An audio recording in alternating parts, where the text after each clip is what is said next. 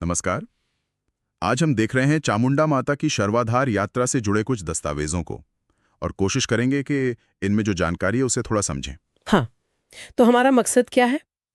यही कि यात्रा के जो मुख्य पहलू हैं, मतलब देवी कौन है, जगह कहाँ है, महत्व क्या है इसका और यात्रा होती कैसी है, ये सब जानना। पहली नज़र में तो काफ़ी दिलचस्प लग रहा है ये। तो शुरुआत करते हैं देवी से। जो जानकारी मिली है उसके हिसाब से चामुंडा देवी वो माँ दुर्गा का ही एक रूप है। काफी शक्तिशाली उग्र रूप। राक्षसों को मारने और भक्तों की रक्षा करने के लिए जानी जाती हैं। बिल्कुल, ये समझना ज़रूरी है कि वो माँ दुर्गा की शक्ति का ही प्रतीक है। और ये जगह, जैसा इन कागजों में लिखा है, ये जम्मू कश्मीर के रामबान जिले में है। पोगाल परिस्तान तहसील है वहाँ, शर्वाधार नाम की एक ऊंची चोटी पर। ये जगह काफी ऊंचाई पर है और नज़ारे बहुत शानदार है वहां के। चारों तरफ पहाड़ और घाटियां। अच्छा, ऊंची पहाड़ी चोटी और देवी का उग्र रूप, इन दोनों में कोई कनेक्शन दिखता है क्या इन दस्तावेजों से?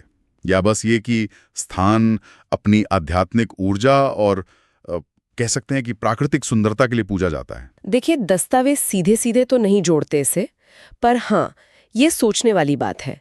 यहाँ ये जरूर बताया गया है कि मंदिर को बहुत शक्तिशाली माना जाता है। लोगों का, मतलब तीर्थयात्रियों का, बहुत गहरा विश्वास है कि माँ चामुंडा बुरी ताकतों से बचाती हैं और उनकी मन्नतें पूरी करती हैं।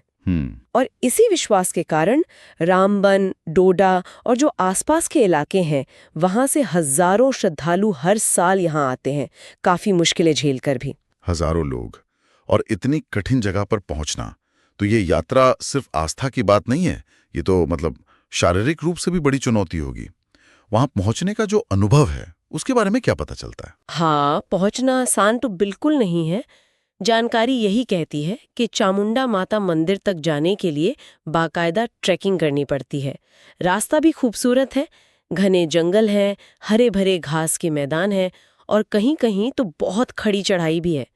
इसे हम कह सकते हैं कि मध्यम दर्जे का ट्रैक है, मतलब थोड़ी फिटनेस तो चाहिए ही। और ये यात्रा होती कब है? क्या मतलब साल भर चलती रहती है? नहीं नहीं, आमतौर पे ये गर्मियों में होती है, खासकर जून जुलाई के आसपास। उस समय मौसम ठीक रहता है, बर्फ वगैरह पिघल चुकी होती है, रास्ते खुले होते हैं। पर ये सिर्फ एक मुश्किल ट्रैक नहीं है। जो बात इसे खास बनाती है वो है इसका माहौल। माहौल?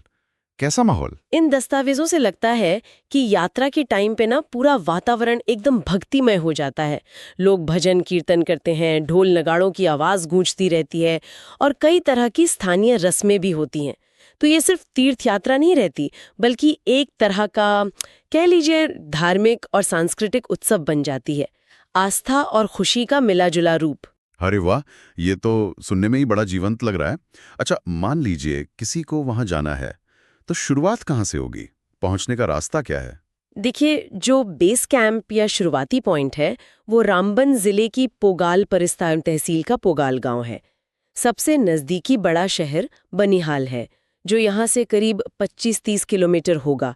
तो पहले बनिहाल पहुंचना होता है, फिर वहां से लोकल ट्रांसपोर्ट से पोगाल परिस्तान और फिर शर्वाधार के लिए पैदल यात्रा, मतलब ट्रैक शुरू होता है।